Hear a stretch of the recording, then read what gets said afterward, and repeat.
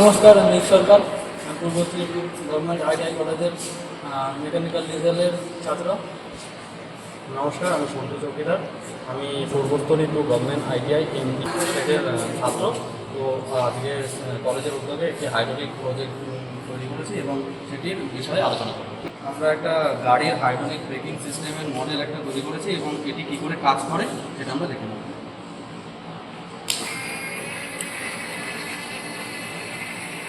তো এটি একটি গাড়ির চাকার সাথে জড়িত একটা ডিস্ক ব্রেক এবং এখানে প্যাডেলের সাহায্যে যদি আমরা এটাকে স্প্রে করি তখন এখানে ওয়ার্কিং বলের কাজের পরে এটি থেমে যাবে।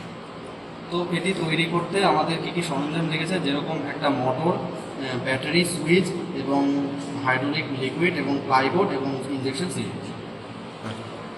এটা আমরা একটা ছোটো ডেমো হিসেবে তৈরি করেছি। আগামী দিনে ভবিষ্যতে আমরা এটা একটা বড় প্রজেক্ট হিসেবে তৈরি করব।